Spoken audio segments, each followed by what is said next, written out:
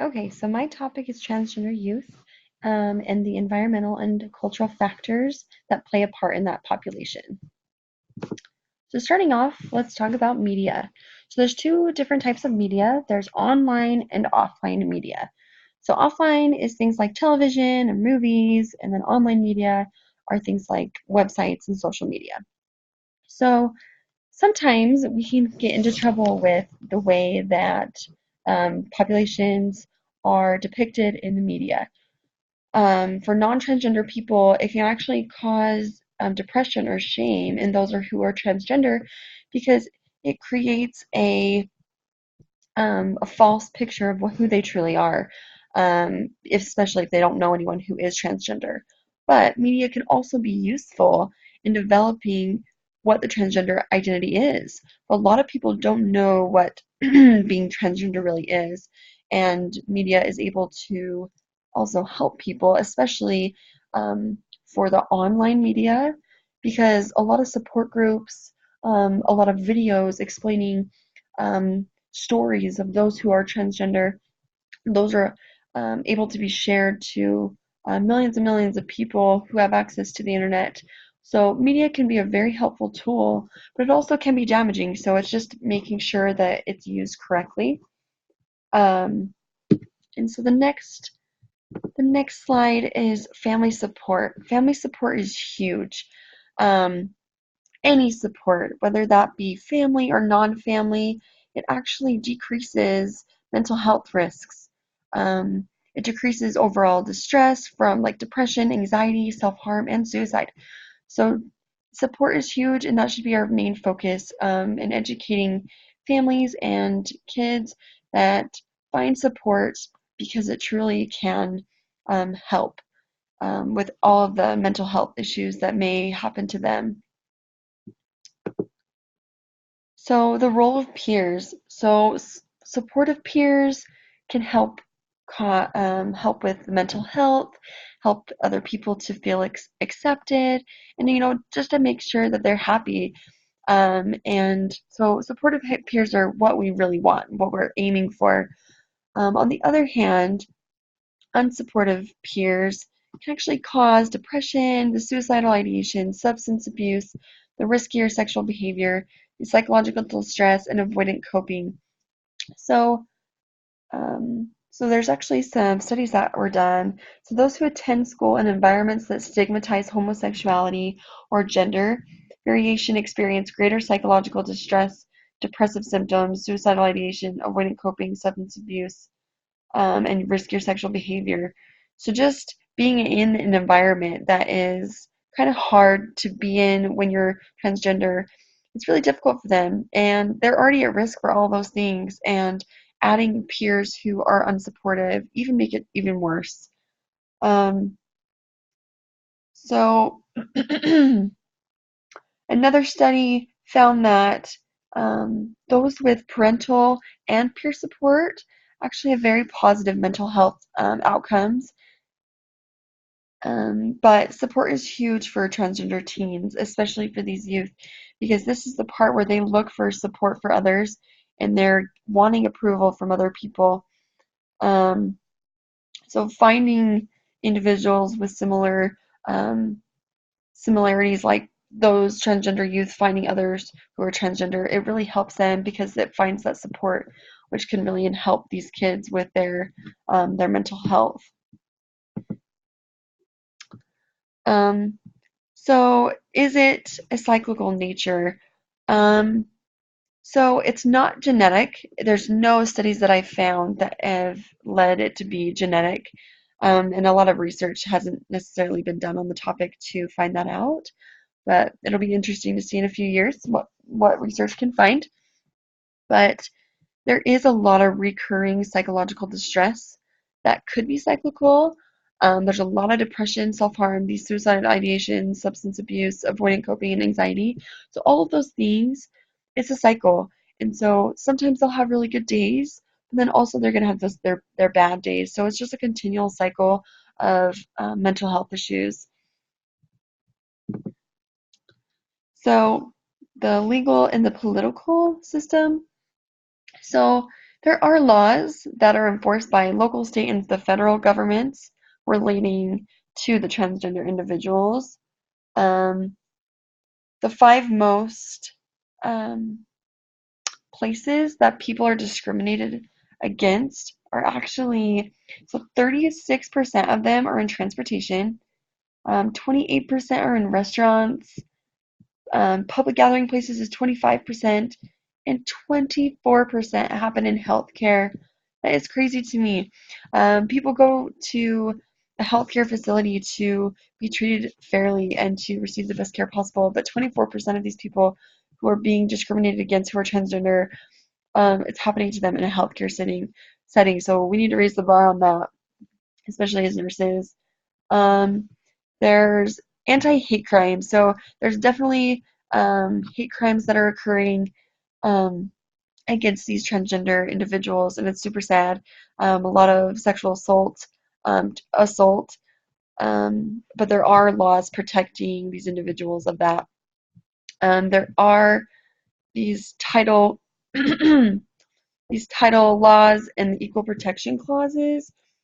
So um, let's see. So this one deals with Civil Rights Act of 1964. It prohibits employers from discriminating against employees on the basis of sex, race, color, national origin, and religion. Um, this one talks about, it's part of the Education Amendment of 1972. It prohibits any education program that receives federal financial assistance from discriminating against individuals by denying benefits of excluding them on a basis of sex. And then the Equal Protection Clause. So this one basically is of the 14th Amendment in the U.S. Constitution, articulates that no state shall make or enforce any law which shall abridge the privilege or immunities of citizens of the United States, nor shall any state deprive any person of life, liberty, or property without due process of law, nor deny to any person within its jurisdiction the equal protection of the laws. So basically, all these laws really help protect the transgender people, not necessarily saying that it's 100% effective because these crimes still happen, sadly, but they are in place to help protect this population. So the culture environment, the potential barriers, religion can be a barrier. Some are okay with it, some aren't. So that can be a problem with social acceptance. Healthcare barriers, there must be certain criteria to receive treatment. There's certain clinics they must go to. And then no insurance coverage for those type of therapies to transition completely. Being transgender, it gets really expensive. So that's definitely a potential barrier. Then there's also the social barriers, which is limited access to dating. So dating partners, that can be really hard for them. Trying to find someone who will love them for them. So it can be really stressful trying to find a relationship. And then a lot of the time they're restricted to date same-sex partners at school. So that can be a problem. Not being socially accepted by their peers, like I said, in adolescence, that's huge. Not being able to be socially accepted can really affect mental health. And then public bathrooms, that's one that's been in the news a lot. It's, oh, is it okay for them to use public bathrooms or not, depending on the place. So those are those potential barriers that we look for. So the international scope, so there's actually 7 countries that are discriminatory or deadly consequences for being part of the LGBTQ population. So Nigeria, Cameroon, Saudi Arabia, Uganda, Russia, Honduras, and Mexico. So in Nigeria, you know, they have criminal sanctions. Cameroon, it's against the law to be part LGBTQ, and you can actually be charged up to 3 years in prison. Another one that I felt that was interesting was the Saudi Arabia. You can actually, it's a corporal punishment, and even a death penalty is enforced for homosexuality, which is crazy. And another one is in Uganda. They have a life sentence for those who are LGBTQ, 3 years imprisonment for those who don't report anyone who is part of the LGBTQ community, and 7-year imprisonment for those who try to protect the homosexuals. So those are definitely different than the United States. These countries are definitely not protecting this population, which is really sad. Socioeconomic status. So this population is definitely at risk for workplace discrimination, which leads to employment, which leads to a lower income bracket. So the study found that 90% of transgender reported either having been harassed or mistreated at work, or are taking steps to avoid the workplace because of mistreatment, um, which is a really sad statistic. So these people really struggle at work, so it kind of makes the financial aspect of living difficult. Health disparities. So this is an adult poll for transgender. These are the different races. As you can see, the predominantly are white, the non-Hispanic who are identifying as transgender. But no matter the race, it found that the mental health, they're pretty much the same symptoms across the board: depression, anxiety, self-harm, and suicide across the board, no matter the race. Um, so this one a little bit goes into the religion a little bit more. It talks about how Christians, 63% of them are saying that its gender is determined by sex at birth. And then, and it goes down along all these different religions. But the other percentages that aren't listed, so this one would be 63%. So to make it 100, all those other percentage would be those who believe that it can be different from sex at birth. So many people believe that we've gone too far with gender. Now the new law that's passed is that you can decide on the gender later. You can let your kids decide. So that's been kind of an uproar, and a lot of people disagree, but some people agree. So that's been something that's definitely been different. Um, so does gender make a difference? Absolutely. Being transgender, that's their gender. That's what they identify as. Um, it goes along with all of these health disparities um, that are listed here. They have risk of certain diseases, access to specialized physicians regarding transgender medicine. That can be difficult because there's not as many. Um, so yeah, it kind of goes over those again. So geographical location.